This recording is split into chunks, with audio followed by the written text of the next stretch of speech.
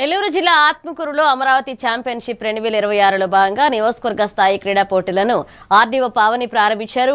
ఇక 2 రోజుల పాటు జరిగే ఈ పోటీలను డివిజనల్ విద్యాశాఖ అధికారి జానకిరామ్ ఆధ్వర్యంలో నిర్వహిస్తున్నారు. ఈ సందర్భంగా ఆర్డీఓ మాట్లాడుతూ క్రీడలు విద్యార్థుల క్రమశిక్షణ, సమయపాలనతో పాటుగా జీవిత సవాళ్లను ఎదుర్కొనే ధైర్యాన్ని పెంపొందిస్తాయని పేర్కొన్నారు.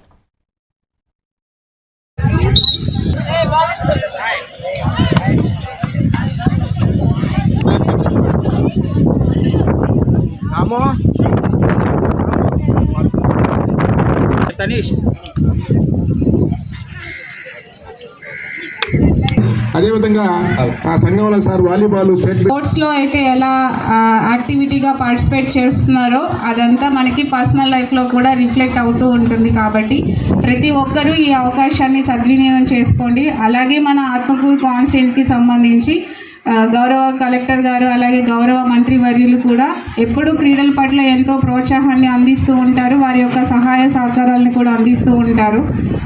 ఇక్కడ ఇచ్చేసిన మన పీఈటీ టీచర్స్ కేవలం చదువునే కాకుండా విద్యార్థులందరికీ ఆటలను కూడా ప్రోత్సాహాన్ని ఇస్తూ వారిని బాగా పార్టిసిపేట్ చేస్తూ ఎంకరేజ్ చేస్తున్న మన ప్రతి ఒక్క టీచర్స్ అందరికీ కృతజ్ఞతలు తెలియజేస్తున్నాను.